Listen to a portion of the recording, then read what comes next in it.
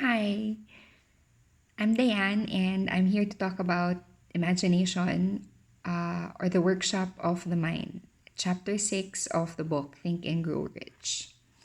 According to Napoleon Hill, whatever the mind can conceive and believe, the mind can achieve. Man's only limitation lies in his development and use of his imagination. So, in other words, if you can imagine it, then it can happen. All ideas come from our imagination. And according to this chapter, there are two forms of imagination. The first being synthetic imagination, and the other is creative imagination. The first form, synthetic imagination, is when you arrange old concepts or ideas that you already have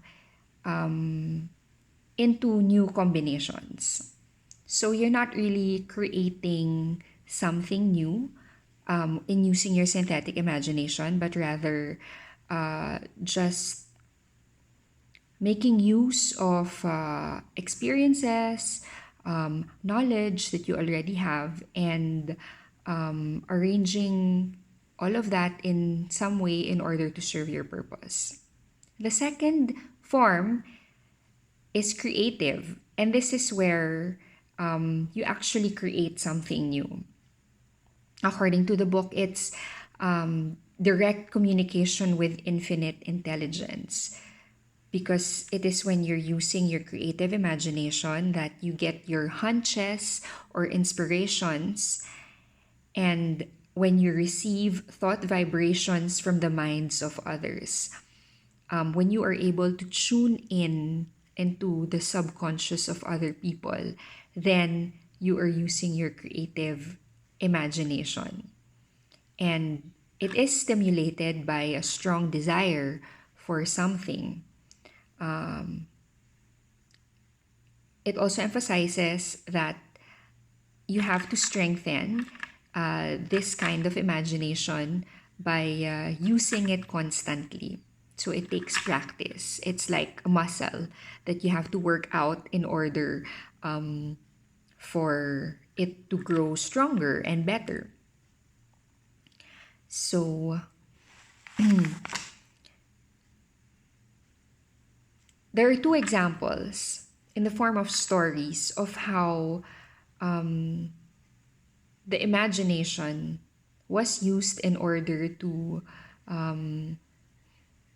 create something big or to achieve something that was strongly desired. The first story is The Enchanted Kettle. It's about this doctor who sold an old kettle with a wooden spoon or spatula and a recipe on a piece of paper for $500. You might think that the doctor was able to make a lot of money out of selling an old kettle with recipe and a wooden spoon to a clerk. But if you find out what the clerk did with that recipe, wooden spoon and kettle, you would say that the doctor might have been foolish for selling what he had.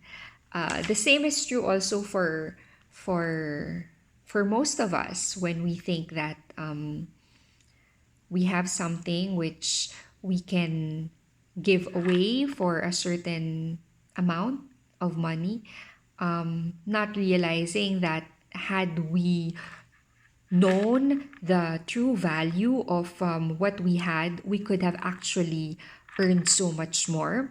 Because what happened was that the clerk who purchased the kettle added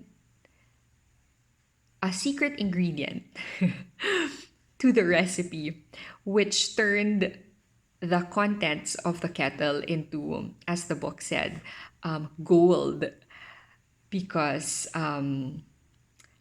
it was that kettle and recipe which gave the formula for Coca Cola. And we all know what Coca Cola is. Everybody knows what Coca Cola is. So, what was the loss of the doctor turned out to be the gain of this clerk who initially made a loss of, or what seemed to be a loss of $500, turned out to yield something that was so much greater. And that's the first story of how this person made use of his imagination in order to create something new. The second is called What I Would Do If I Had $1 Million. There was this man who had this strong desire of becoming a head of an educational institution because he was dissatisfied with the way things were being done in colleges during his time. So, what he wanted to do was to establish an educational institution where the students would learn by doing. And so we had this, it was something that was in his head for 2 years already. And he knew that he needed the money in order to establish this. He needed at least $1 million. So he had this burning desire, but initially he didn't really have a timeline or a deadline for himself in order to fulfill this desire. But when he said that, okay, I really need to do this, or I really need to make this happen, then that's when it happened for him. He went to the newspaper companies and said that, because this man was a preacher, and he said that he was going to give a sermon the next day entitled, What I Would Do If I Had $1 Million. And so, inspired by what he was going to share with his congregation, he wrote his sermon, very excited to deliver it the following day. But the next day, in his excitement, he forgot his notes. And it was too late for him to go back and get his notes. So he had to go by his subconscious in delivering his message to the people. And since it was his subconscious guiding him, and he was speaking out of his heart and soul, and not reading anything but just going by his gut, he said he felt that he was talking not just to people but talking to God about his dreams and his plans for this educational institution that he would establish if he had $1 million. Right after the sermon, there was a man who approached him and said that he was so moved by the sermon, and he asked the preacher to go to his office, where he would be given the money to establish his educational institution. So he went, he received the $1 million, and take note that this all happened within 36 hours when he decided and said to himself that, okay, I am finally going to do it.